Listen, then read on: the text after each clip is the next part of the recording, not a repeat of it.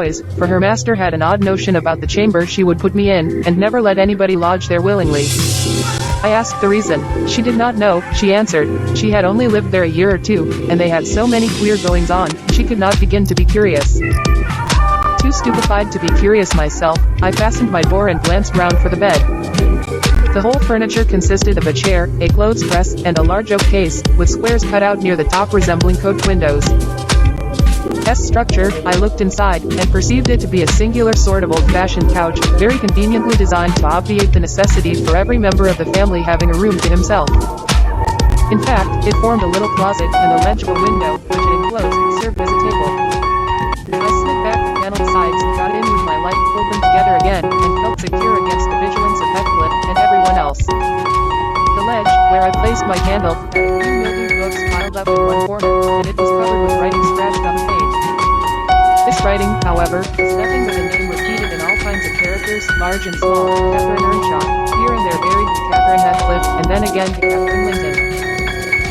Warmed with Catherine's, and rousing myself to dispel the obtrusive name, I discovered my candle wick reclining on one of the antique volumes, and perfuming the place with an odor of roasted calfskin. I snuffed it off, and, very ill at ease under the influence of cold and tingling nausea, sat up and spread open the injured toe on my knee. It was a testament, and lean type, and smelling dreadfully musty. A fly leaf bore the inscription, Catherine Earnshaw, her book, and it gave some quarter of a century back. I shut it, and took up another and another, till I had examined all. Used, though not altogether for a legitimate purpose, scarcely one chapter had escaped, pen-made commentary, at least the appearance of one, covering every morsel of blank that the printer had left.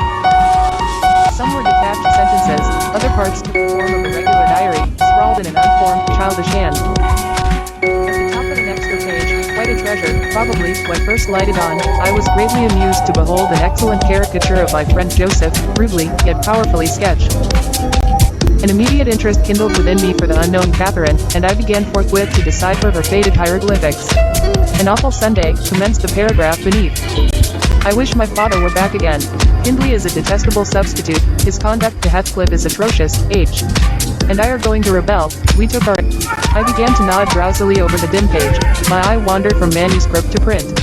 I saw a red ornamented title, 70 x 7, and the first... I began to nod drowsily over the dim page. My eye wandered from... I began to nod drowsily over the dim page. My eye wandered from I began to nod drowsily over the dim page. I began to nod drowsily over the dim page. My eye wandered... I began to nod drowsily over the dim page. My eye wandered from manuscript to print. I saw a red ornamented title, 70 x 7, and the first of the 71st. A pious discourse delivered by the Reverend Jabez Branderham, in the chapel of Geworden South.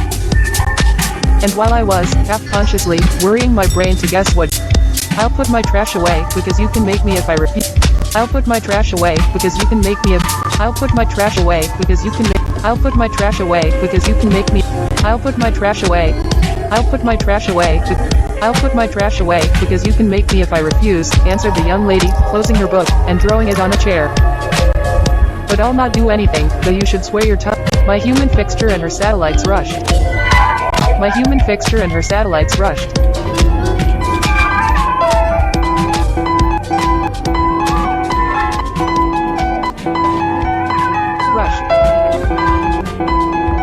Rushed.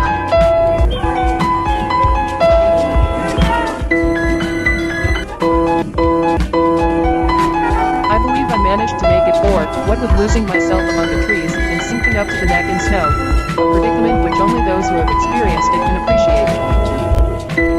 And out there, and, nay, you can only ramble about the steps and passages.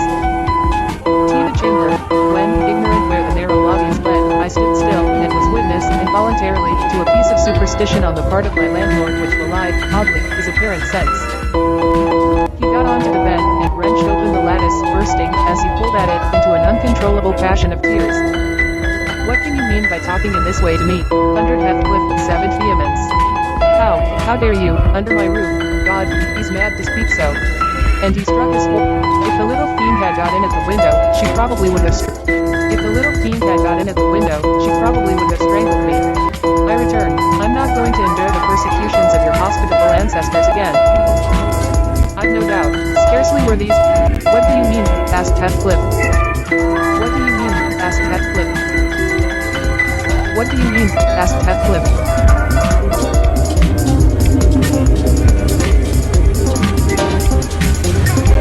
And what are you doing?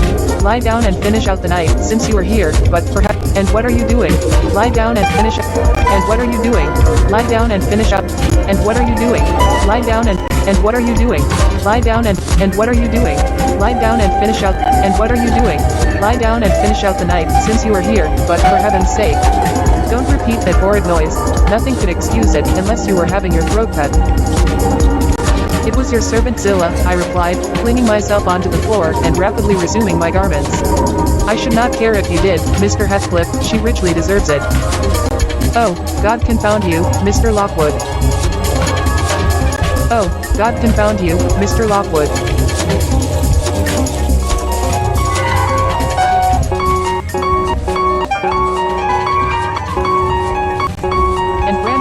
Unwilling to remain idle, poured forth his zeal in a shower of loud taps on the boards of the pulpit, which responded so smartly that, at last, to my unspeakable relief, they woke me. Led by, and rattled its dry cones against the panes. I listened doubtingly an instant, detected the disturber, then turned and dozed, and dreamed again, if possible, still more disagreeably than before. Val repeated its teasing sound, and ascribed it to the right cause, but it annoyed me so much that I resolved to silence it, if possible, and, I thought, I rose and endeavored to unhasp the casement. The hook was soldered into the staple, a circumstance observed by me when awake, but forgotten. A team air came over me. I tried to draw back my arm, but the hand clung dead, and a most melancholy voice sobbed, "Let me in, let me in." "Who are you?" I asked, struggling, meanwhile, to disengage myself. "Lee, why did I think of Linton? I had read Earnshaw 20 times for Linton. I'm come home. I lost my way on the moor."